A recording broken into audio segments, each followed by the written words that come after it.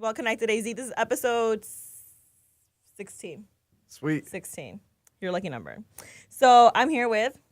Bag of Tricks Cat. And can you tell us about all the hats that you wear? Well, what's your title? Like, what's your main title? Artist? Yeah, artist, I would say. Uh-huh. Artist is number one. Number two is president of Respect the Underground, just directly under Justice. And then number three is audio engineer. Okay. Before I forget to say this, when people come in here and they do their getting to know the locals, they always shout you out. Oh, sweet. Because you work with a lot of them on their projects, right? Do you Yeah. engineer and put their projects together? Yeah, so I have a lot of clients that come in, and the majority of them are artists in the Valley, and I record their projects, I mix them, master them, and then even on some of them I help produce, not in the sense of making beats, but helping with like arrangement. And I was about to say, and do you ideas. produce? No, I don't make beats. Okay. That's one Not thing. yet. No, I leave. New year, new you. Yeah, I don't know. Like, I like producers that do nothing but produce. Same. So, Because you're good at it. Like, yeah. Just say to that. So I can make a beat, but would I make a beat? Would I make a good one? Nah, I'm cool. But yeah, there's a tremendous amount of talented producers. I don't need to produce. You don't need to jump in there. No. So you help them a lot, kind of arranging their projects, kind of. Yeah, yeah. And even sometimes, too, like I'll give them advice on how to release the project correctly and how to do a basic campaign. Okay. For it. Yeah. Okay, nice. You do a lot of the behind the scenes. Well, I mean, for Respect the Underground. Yeah. How's that?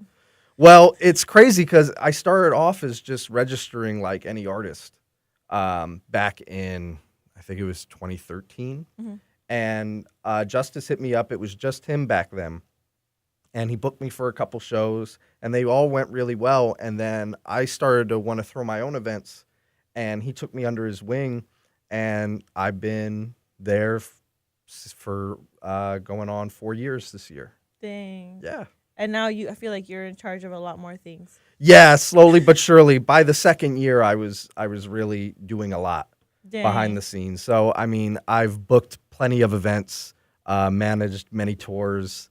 I'm one of the main event coordinators for the festival.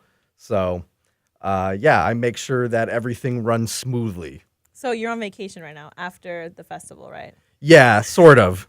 Ish. What's the stress level leading up to it? When does it start? Oh, man, it starts... It starts in January? Is that when it starts? A little bit. Like, but by July, August, it really starts to get real, because that's when Justice will call you every day and be like, we're 132 days away from the festival. Oh, my God. Every day, we're 129 days away, all leading up to we're 10 days away. And you're over here like, okay. And then at the 10-day mark, you're like? At the 10-day mark, I'm usually pretty confident. Okay. I'm usually pretty confident by then. So... yeah, I'd say the 2 weeks leading up to the festival, I'm more confident than Justice is. Oh. What numbers did you guys do this year? We did over 15,000 people over the 2-day span at That's this year's crazy. festival. Yeah, it really was nuts. Was it what you expected? Was it more than you expected? It was like overall, like the whole event. It was more than what we expected, because we went into it and our goal was 10K. We really wanted to hit 10,000 people. And like the week of, we sat down and we were running the numbers and we were looking at everything and we went, oh man, like we may do way over 10K.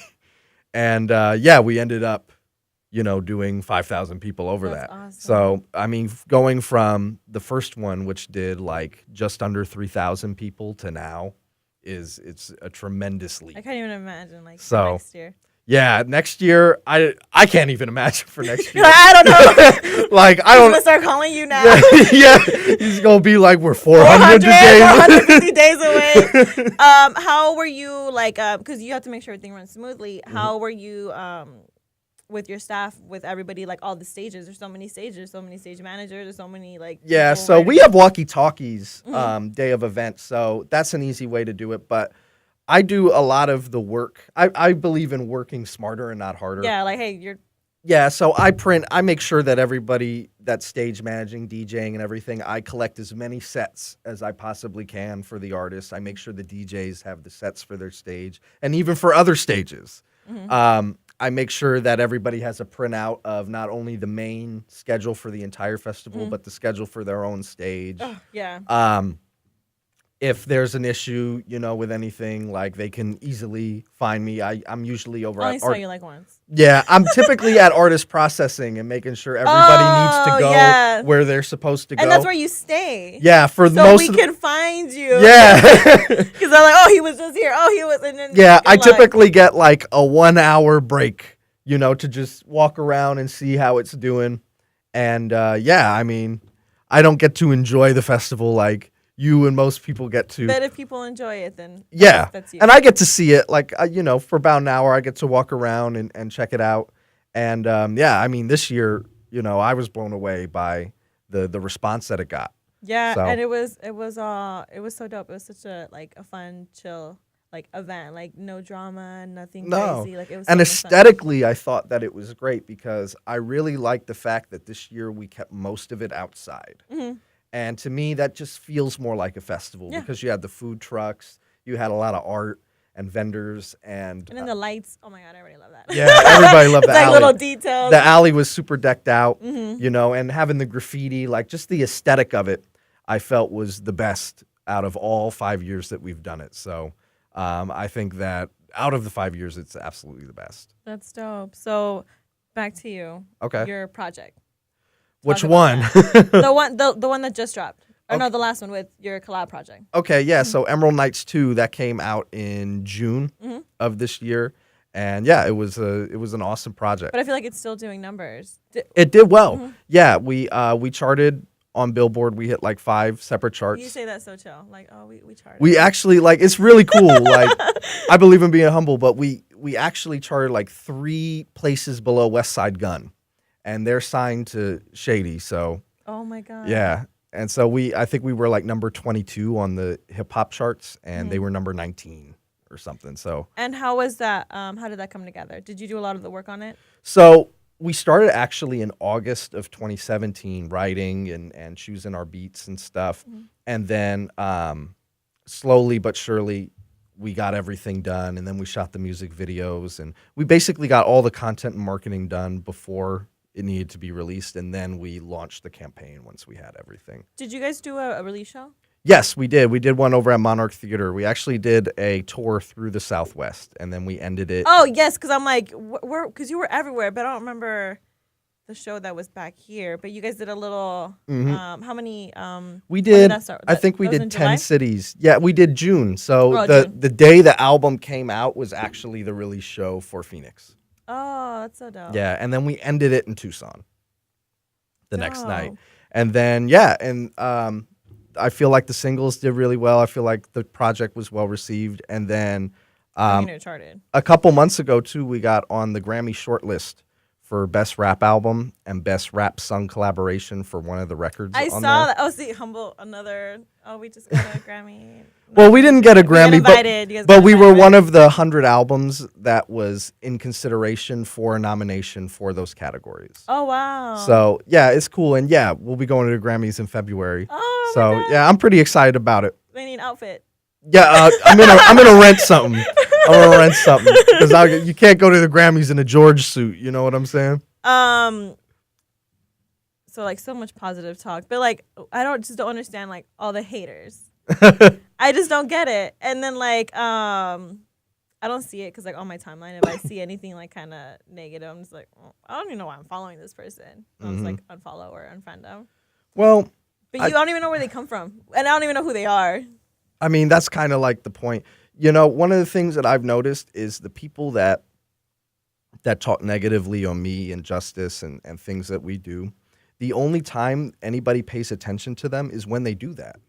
They release music, they release videos, and everyone just scrolls right past them. Nobody talks about them, nobody cares about them. But as soon as you say my name or you say Justice's let name, me tag you you in know, it, and then then people start to engage them. Who's this person? And so I really feel that, you know, maybe they may, they may not even really have ill will towards me or Justice, but nobody cares about what they're doing. So, you know, it's an easy scapegoat.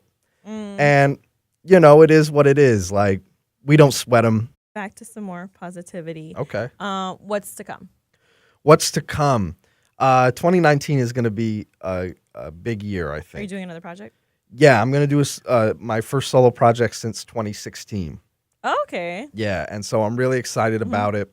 I actually haven't announced anything for it yet, so it's going to be called Felix Chevrolet. Yeah, it's Okay. going to be called Felix Chevrolet. It's a new sound for me. Okay. It is entirely produced by one producer. He produced a couple tracks on Emerald Knights 2. His name's G1. Okay. And I have some pretty big features on there, and I have some dope concepts for videos, and that's going to be coming out sometime in the spring. Oh, But wow. It's like literally right around the corner. yeah, so I'm really excited for it. I'm actually putting the finishing touches on everything the day after Christmas. Ah. So Merry Christmas to me. yeah, That's dope. That's dope. we also have some other projects that are going to drop from the Respect the Underground label. And I'm gonna push him to do something, so you'll see something from Justice. Nice. It's like pulling teeth to get him to do it. But, Good luck. but yeah. Dope. Anything we can look forward to? When's the next show for Ne- you or for Respect the Underground? Well, Respect the Underground, we throw events every month over at Monarch Theater, part of our Iconic Fridays. And so every Friday in January we'll have an event, and every Friday for all of 2019 we'll have an event. Some of them will just be, showcasing local talent. Others will be national acts. For me personally, I probably won't have a show until the release show of Felix Chevrolet. All right, well, we'll be ready. Yeah. Any closing statements? Anything else you want to say? Thank you, Well Connected and 101 The Beat, for always showing love to all the people in the Valley that are in the community and in the scene, and We giving try. us an outlet. For sure. And then what was your album called again? Felix Chevrolet. Felix Chevrolet. When that comes out, we'll come back and talk about it. Okay, yeah. All right. Thanks for coming. Thank you, Viv. I appreciate you.